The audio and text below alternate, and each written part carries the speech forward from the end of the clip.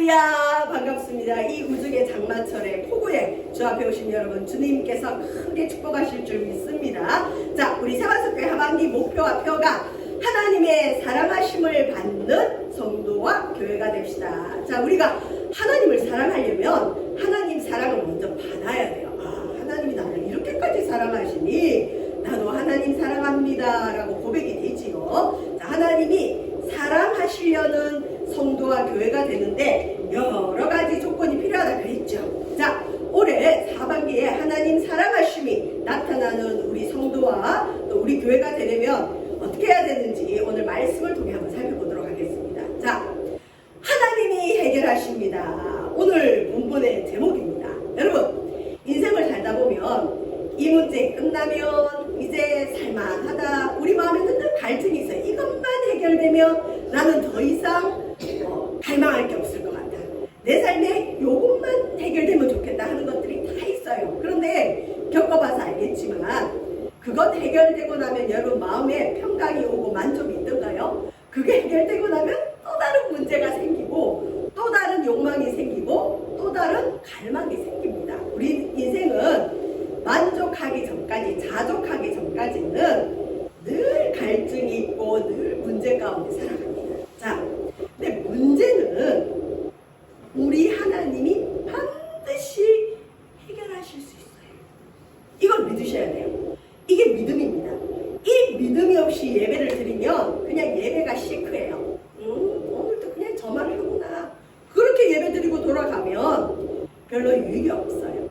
그러니까 말씀을 듣고 예배를 드릴 때는 오늘 하나님이 이 예배를 통해서 때로는 신앙 고백, 때로는 찬양, 때로는 기도 가운데 어디서 은혜 받을 줄 몰라요. 그리고 오늘 말씀 들으면서 하나님이 지금 내 인생에 이런 문제가 있는데 어떻게 해결해 주실지, 하나님이 그 문제에 대해서 무엇이라 얘기하실지 거기에 마음을 두면서 하나님 앞에 귀를 기울이다 보면 하나님이 반드시 지혜도 주시고 생각지도 않은 응답을 주세요.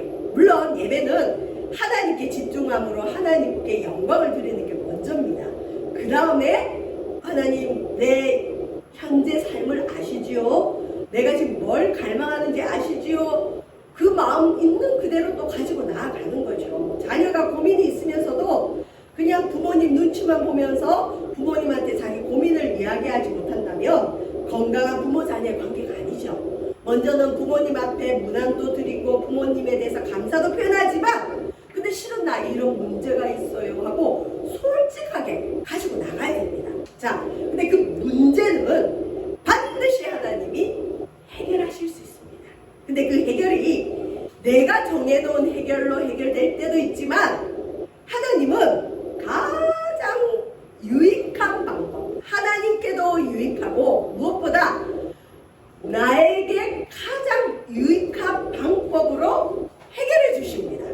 어떤 경우는 바로 그 문제를 해결해 주시기도 하고 어떤 경우는 그 문제가 해결될 때까지 기도할 수 있는 믿음을 주셔서 기도 일꾼으로 끌고 가실 때도 있고 또 어떨 때는 하나님이 사랑과의 관계를 통해서도 해결할 때가 있습니다. 중요한 건 여러분의 삶의 모든 문제는 하나님이 해결 키를, 해결 열쇠를 갖고 있는 것을 반드시 믿으시기를 주의 이름으로 축원드립니다. 오늘이 그 말씀을 해주고 있습니다. 자, 여러분 로마서를 읽다 보면 오늘 읽은 이 3장과 또 한 6장, 7장, 8장까지 어려워요. 법적인 용어도 많이 나오고 이 법정에서 듣는 용어들도 많이 나오고 그 다음에 논문과 같아요. 이 논문이 뭘 하나 딱 명제를 해놓고 그 명제가 첫째, 둘째, 셋째, 넷째 이러해서 이 명제가 맞다 그리고 증명하기 때문에 이 논문이 논리적이고 합리적이긴 하지만 읽기에는 딱딱해요. 재미가 없어요. 예화도 별로 없어요. 그래서 로마서를 읽다 보면 좀 어렵구나, 딱딱하다. 그래서 제가 전에 뭐라 그랬죠? 로마서 2장과 3장 할 때는 로마서 3장 23절 모든 사람이 죄를 범하였으며 하나님의 영광에 이르지 못하더래 요 말씀 하나만 하고 제가 넘어갔다 그랬죠. 자, 근데 한 번쯤은 2장과 3장을 찬찬히 볼 필요가 있습니다. 자, 이 어렵지만 이 로마서를 왜 하느냐? 여러분 건물을 지을 때 요즘 아파트 신축 사고가 많던데 왜 사고가 날까요? 뼈대를 세우고 골격을 세우고 구조물을 세울 때 제대로 안 했다는 거죠. 철근을 넣어야 되는데 철근 대신 다른 걸 넣는다든지 기초공사를 제대로 안 했다든지. 신앙도 마찬가지입니다. 그냥 교회 와서 찬양 부르면서 눈물 흘리고 그냥 내 감정에 빠져들 수도 있어요. 그러면 흔히 그걸 은혜 받았다라고 하는데 붙들고 묻습니다. 무슨 은혜 받았습니까? 물으면 모르겠어요. 그냥 은혜 받은 것 같은데 뭘 받았는지도 모르겠어요. 물론 은혜 받았지만 그건 여러분 어떻게 보면 인테리어, 건축물로 하면 인테리어. 그러니까 우리 안에 내부의 조명은 뭘로 하고 그다음 벽지는 어떤 걸 하고 그런 것들이에요. 신앙에도 그런 것들을 할 때가 와요. 근데 먼저는 구조물이 튼튼해야 그 다음에 인테리어를 할 수 있어요. 그게 로마서가 저와 여러분에게 우리 신앙의 뼈대와 골격을 세워줄 수 있습니다. 그래서 조금 어렵지만 그래도 쉽게 한번 가보도록 합시다. 자, 로마서에서 2장과 3장이 죄에 대한 문제를 언급한다면요. 이 복음이 복음되려면 죄가 분명해야 됩니다. 아, 나는 정말 죄인이구나 라는 인식이 없으면 복음이 필요가 없어요. 자, 죄는 두 부류. 이 시대에 이 사도 바울이 살아가던 시대에는 죄가 두 부류의 죄가 있습니다. 유대인들은 자신들만 하나님의 특별한 선택을 받았다는 선민의식, 성민이 아니라 선민, 택함을 받았다는 것, 선택받은 백성이다. 그래서 유대인들, 나는 하나님의 백성이에요 하는 그 사람들의 죄가 있어요. 여러분, 오늘날도 대화를 나누면 나는 그리스도인입니다, 나는 교인입니다, 이런 사람들 죄 안 짓던가 죄를 짓고 있어요. 심지어 나는 하나님의 자녀입니다 하면서도 죄를 공공연하게 짓는 분들이 너무 많습니다. 그래서 요즘은 기독교인 하면 사람들이 제대로 안 믿으려고 하는 분위기가 돼버렸어요. 유대인들도 마찬가지죠. 자기들은 선민이다, 하나님의 택함 받은 사람이다 하지만 그들이 짓는 죄가 더 크다는 거죠. 그래서 그 당시에 유대인들의 죄가 있는데 그걸 오늘날로 우리나라에 있는 유대인들이 또 없잖아요. 그러면 이 유대인의 죄를 뭘로 적용하면 좋을까요? 종교인들, 특별히 교인들의 죄. 교회 다닌다고 죄 안 짓나요? 죄 많이 짓습니다.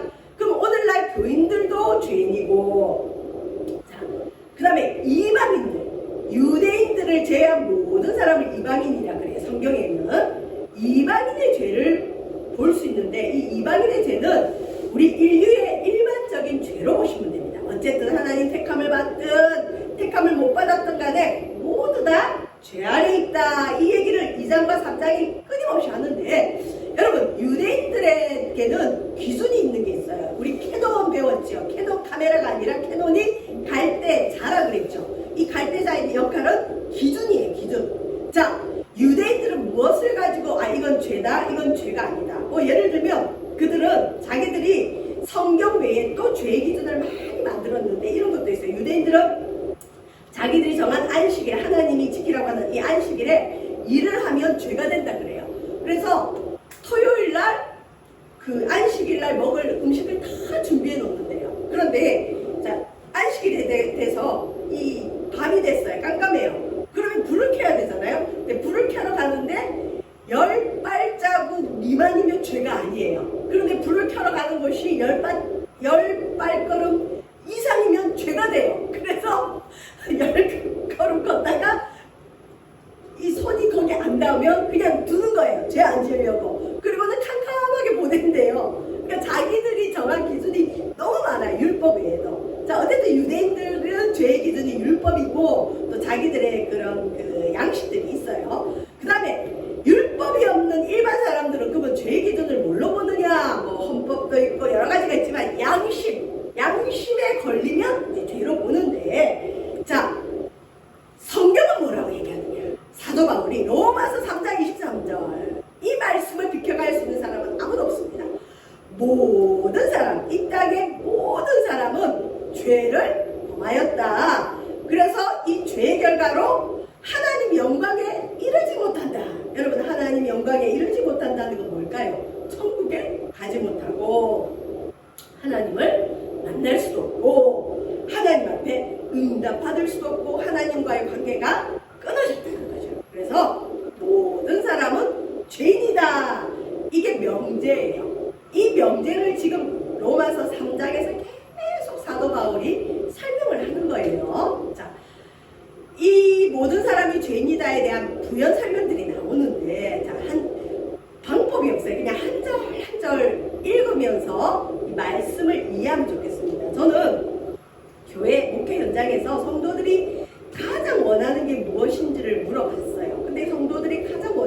뭐냐?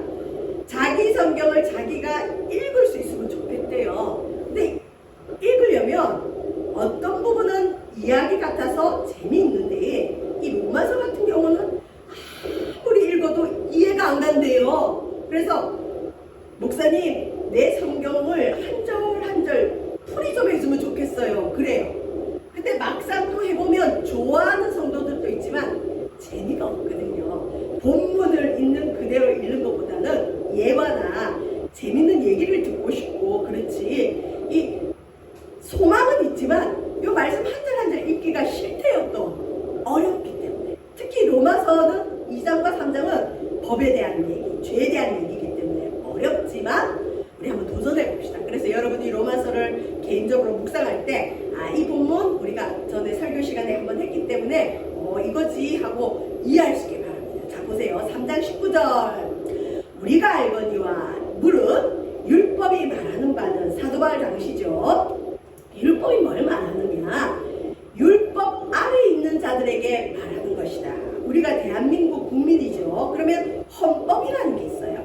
그럼 헌법의 통치를 받는데 우리가 헌법 아래에 있는 것처럼 유대인들은 율법 아래 있는 자다. 그래서 율법이 말하는 것은 율법 아래 있는 자들에게 말하는 거다. 유대인들 제외하고 율법 얘기해봤자 별로 소용없어요. 우리 그리스도인들에게 복음이 복음답지 불신자들에게는 그다지 복음이 아닐 수가 있듯이 여러분 그 통치권 아래 있다는 거죠. 율법이 말하고 있는 건 율법을 사랑하고 나는 하나님 백성이라고 믿는 사람, 율법 아래 있는 자들에게 말하는 것인데, 자, 모든 입을 막고 온 세상으로 하나님의 심판 아래 있게 하려 함이라. 율법 때문에, 율법이 없으면 죄가 죄인 줄 몰랐을 텐데 율법이 나타나서 이 온 세상이 죄로 인해 하나님 심판 아래 있다는 걸 율법이 깨닫게 한다는 거죠.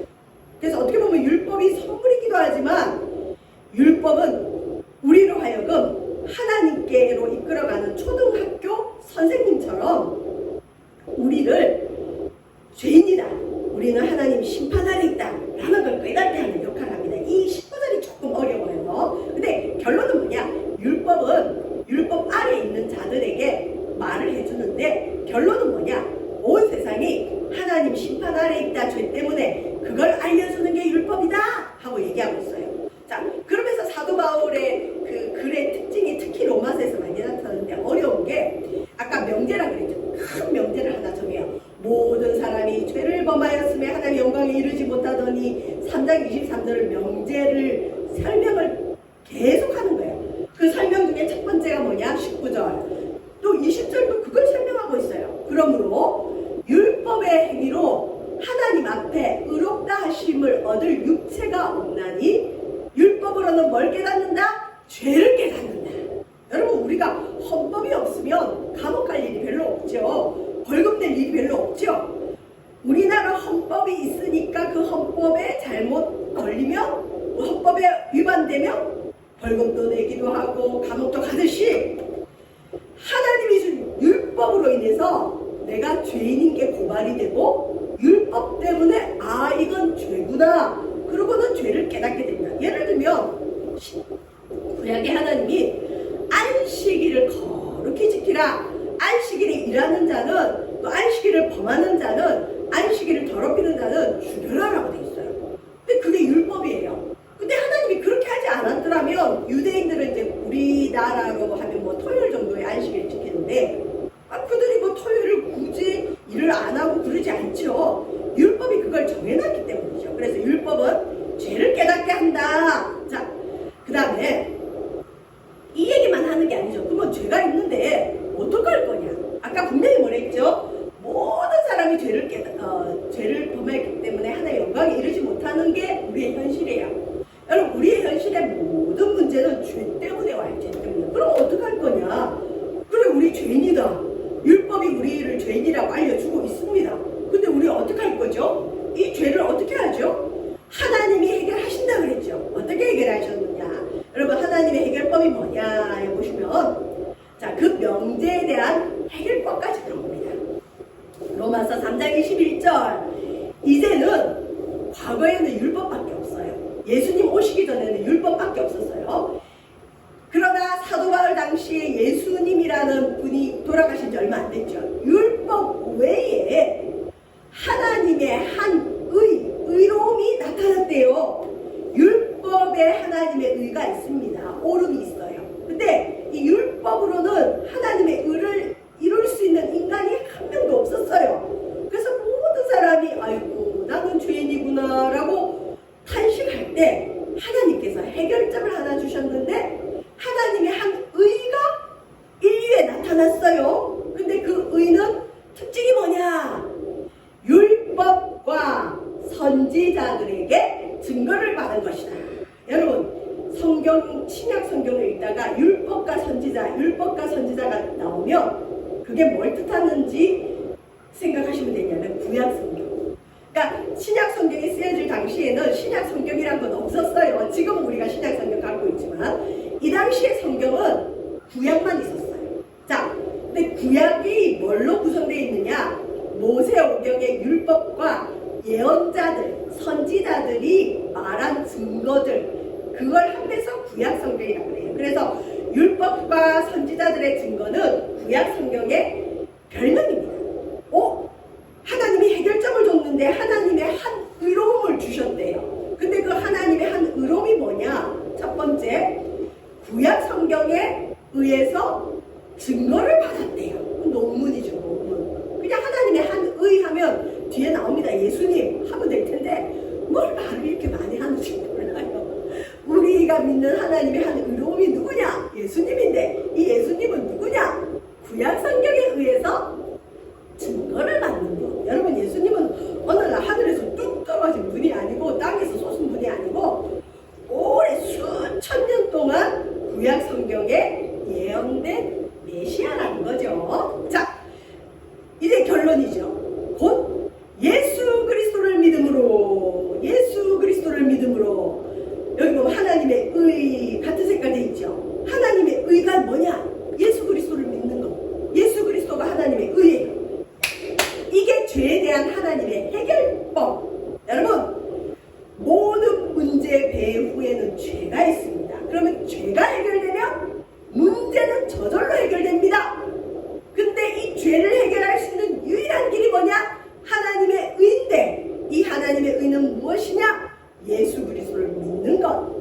너무 간단하죠. 지금 여러분이 이미 믿고 있는 거잖아요. 여러분이 예수님을 믿고 있다면 나에게는 하나님의 의가 와 있어요. 근데 이걸 바울이 이렇게 설명하고 저렇게 설명하고 이렇게 증명하고 그래요. 자 보세요. 예수 그리스도를 믿음으로 말미암아 모든 믿는 자에게 미치는 하나님의 의니 차별이 없다. 여러분 하나님의 이 해결법이 누구에게는 주고 누구에게는 주지 않으면 하나님은 차별하시는 분이죠. 부모님들 중에도 편애하는 부모님이 가장 나쁘대요. 자녀를 망쳐요. 공평하게 좋죠. 하나님은 공평하신데 믿으면 이 하나님의 의를 다 주십니다. 이 하나님의 의가 뭐냐? 예수 그리스도를 믿는 믿음이에요. 자, 그 다음 보시면 아까 큰 명제 얘기했죠. 2장과 3장의 명제는 이거예요. 모든 사람, 인류의 모든 사람이 죄를 범하였으되 하나님의 영광에 이르지 못했다. 하나님의 영광에 이르지 못하니 축복도 못 받아요. 문제 속에 살아가요. 지옥을 가게 돼요. 하나님을 못 만나요. 하나님 앞에 갈 수가 없습니다. 그러면 모든 사람이 하나님 영광에 이르려면 뭐만 해결하면 되죠? 죄. 여기 모든 사람은 인류의 모든 사람. 우리가 흔히 초등학교 때 인류의 4대 성인 배우죠. 소크라테스도 성인이고 그 다음에 또 석가모니도 성인인데 예수님도 성인이라 그러는데 여러분 이 땅의 모든 사람이 죄인이래요. 근데 유일하게 죄인으로 태어나지 않은 분이 한 분 다 있어요. 누굴까요? 예수님. 자, 그럼 이 땅에 왜 모든 사람이 죄인일까요? 정상적인 엄마, 아빠, 여자와 남자 사이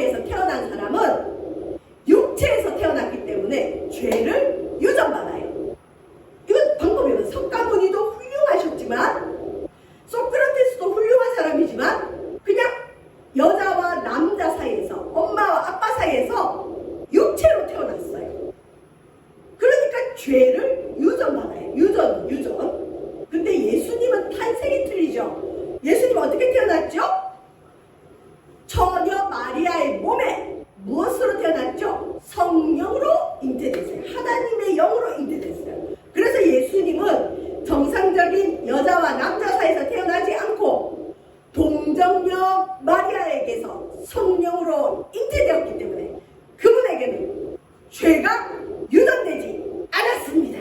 그래서 인류에 유일하게 죄를 갖고 태어나지 않은 분이 누구냐? 예수님. 그래서 예수님만이 죄를 해결할 수 있습니다. 죄인은 죄를 없앨 수 없어요. 죄 없어야 죄 없는 분이 죄를 해결할 수 있습니다. 자, 모든 사람이 죄를 범하였기 때문에 하나의 영광에 이르지 못했습니다. 그 다음 보시면 이제 조금 좀 어려운 단어가 나오는데 속량이라는 단어가 나와요. 속량. 법적인 용어고 장사할 때도 이런 말을 쓰는데 속량이 뭐냐? 어떤 그 빚진 게 있으면 내가 대신 갚아줘서 그 빚에서 풀려나게 한다.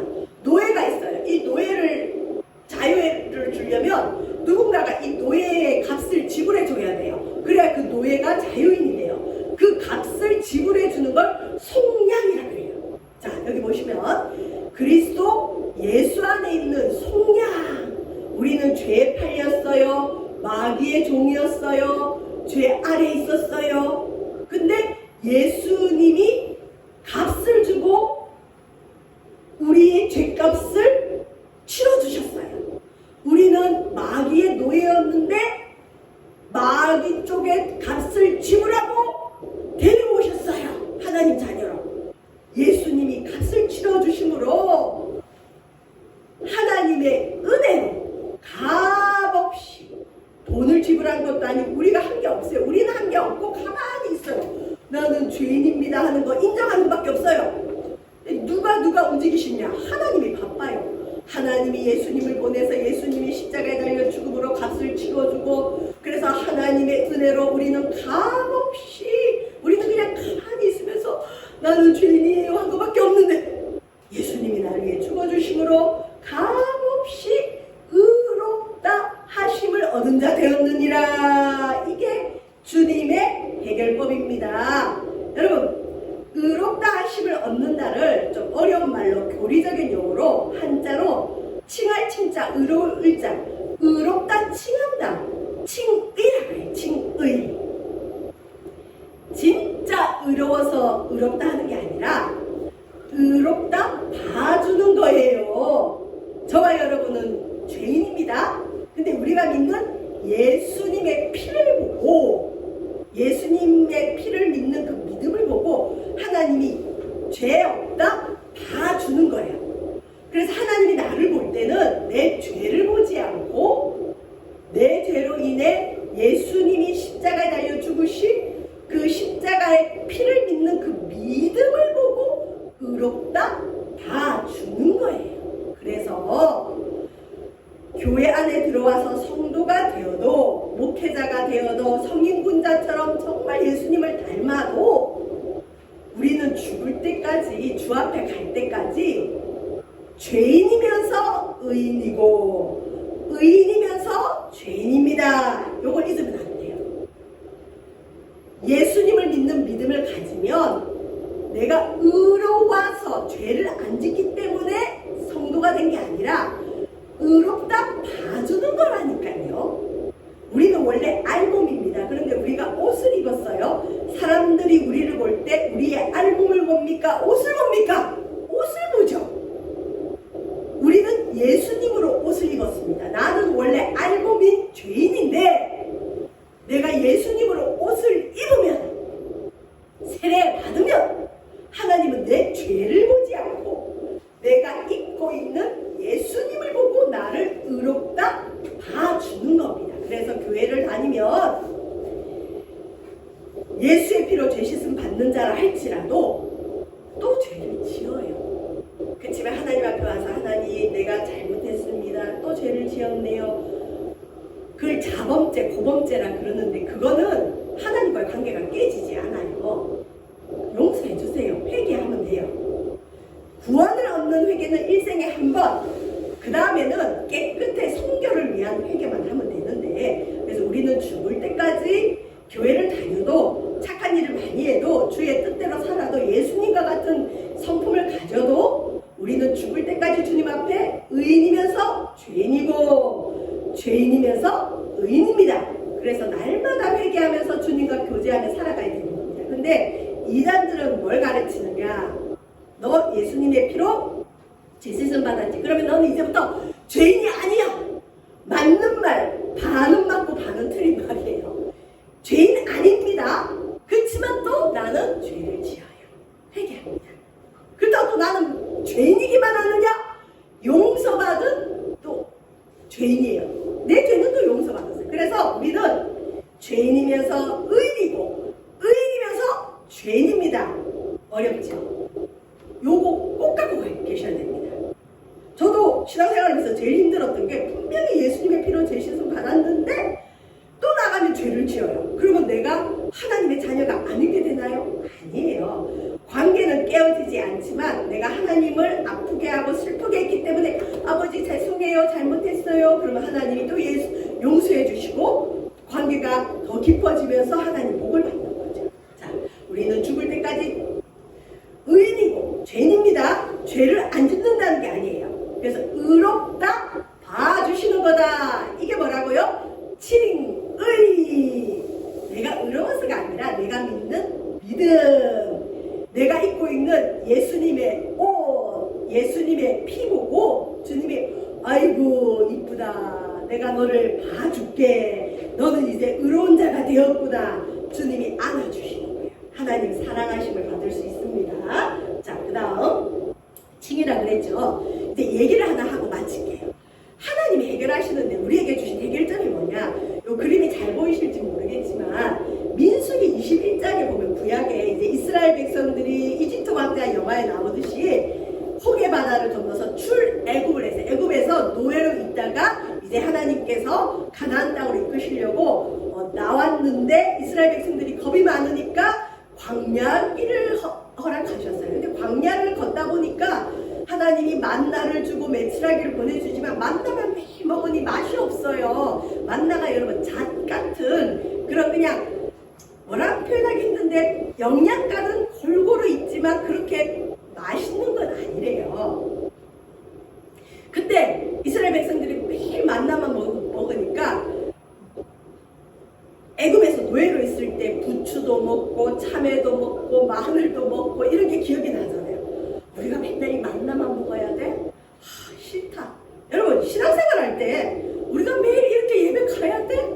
싫다. 나도 좀 내 마음대로 살고 싶다. 그런 적 있죠? 우리 다 그래요. 이 광야에서 이스라엘 백성들도 아침마다 만나가 내리고 반석에서 물이 나도 하나님의 기적을 체험해도 불평과 원망이 있는 거예요. 이렇게 무미건조한 생활을 할 바에는 차라리 나를 애굽에 두지 그랬어. 애굽에 있으면 비록 노예지만 죄의 노예지만 맛있는 것도 먹고 그 다음에 이렇게 고생도 안 할 텐데 괜히 예수님을 믿어서 내가 이런 고생을 하구나. 우리 다 그런 불평해요. 하죠. 이스라엘 백성들이 했습니다. 그랬더니 하나님께서 징계하셨어요. 계속 그렇게 불평 원망하면 하나님 사랑을 못 받잖아요. 그래서 하나님이 자녀이기 때문에 내버려 두지 않고 징계를 했는데 어떻게 징계를 했느냐? 그림에 보면 불뱀이라고 뱀이 와서 이스라엘 백성들을 물게 하셨어요. 여러분 이 불뱀은 죄의 상징이에요. 인류는 다 죄로 인해서 물렸어요. 그래서 이 독이 퍼져가 다 죽게 됐어요. 어떤 사람은 죽고 어떤 사람은 죽기 일보 직전이고 야 우리 죽었구나 할 때 하나님께서 모세에게 뭐라고 하느냐? 노수로 저 불뱀을 만들어서 장대 위에 달아라 그랬어요. 그래서 그걸 장대 위에 달아서 저 노수로 만든 뱀을 노뱀을 보는 자마다 불뱀에 물린 독이 나을 거다. 하나님이 해결책을 주셨습니다. 자, 근데 두 부류가 있겠죠. 어떤 사람은 야, 저 노뱀만 보면 낫는데 노뱀만 보면 우리 이 독이 없어진대. 우리 쳐다보자. 그리고 쳐다봤더니 정말 불뱀에 물린 그 독들이 없어지고 살았어요. 근데 어떤 사람은 야, 우리가 불뱀 독에 물렸는데 저 노뱀을 쳐다본다고 난 낫겠냐? 아유, 거짓말이야, 거짓말. 그냥 우리 이렇게 있다가 죽는 거야. 그냥 죽으면 되지. 그리고 끝까지 안 쳐다본 사람들도 있어요. 그 사람도 어떻게 됐을까요? 죽어요. 하나님의 해결책을 주셔도 그걸 믿고 나아가는 자는 해결을 받지만 아이 그까짓 건 그런다고 해결될까?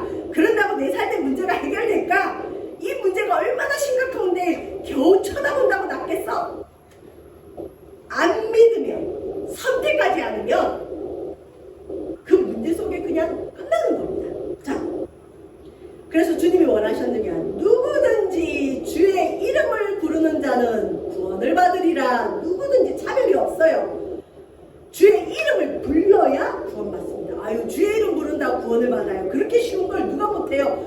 우리 하나님이 겨우 그런 방법을 줘서 우리를 구원해요? 내 문제가 얼마나 복잡한데 주의 이름만 부른다고 그 문제가 해결돼요? 네, 구원 받고 해결됩니다.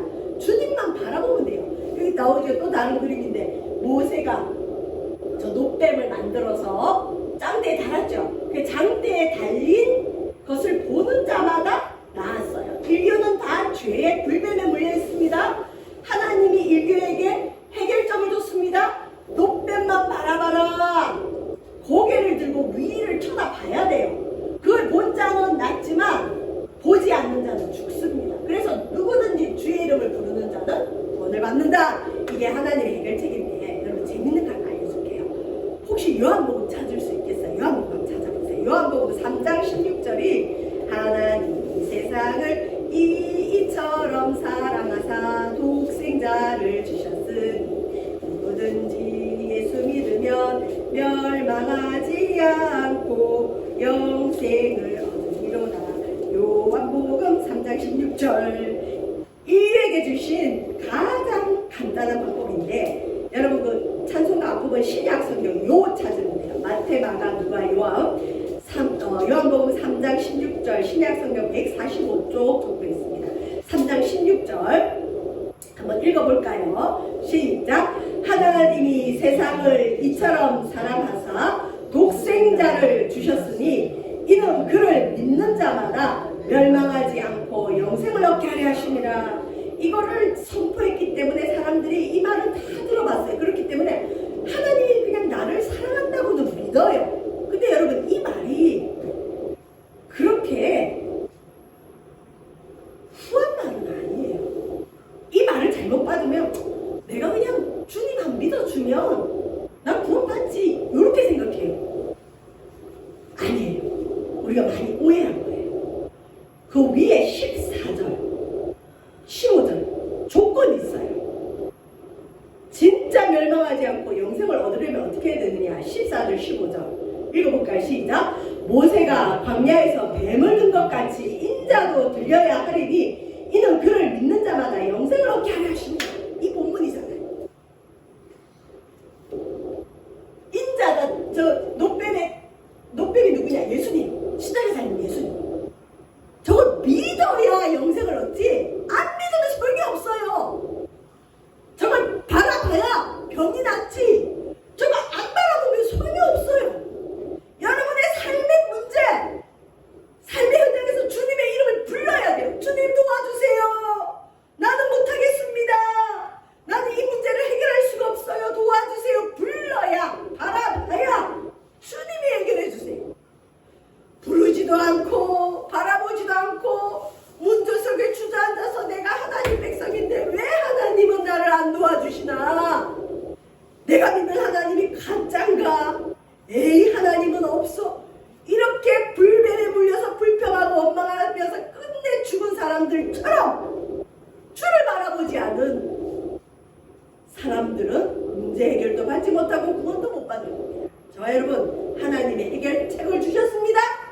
근데 우리 쪽에서 할 일이 있어요. 주의 이름을 부르고 주님을 바라보고 고개를 들고 봐야 됩니다. 아래만 보면 안 돼요. 주여 하고 바라보시면 하나님이 여러분이 어디 있든지 간에 반드시 여러분의 문제와 구원의 문제를 해결해 주실 줄 믿습니다. 기도하겠습니다. 주를 부르면 됩니다. 하나님이 해결하십니다. 고개를 들고 문제를 바라보지 않고 주를 바라보면 주님 해결하십니다. 주님 우리 성도들의 삶의 문제를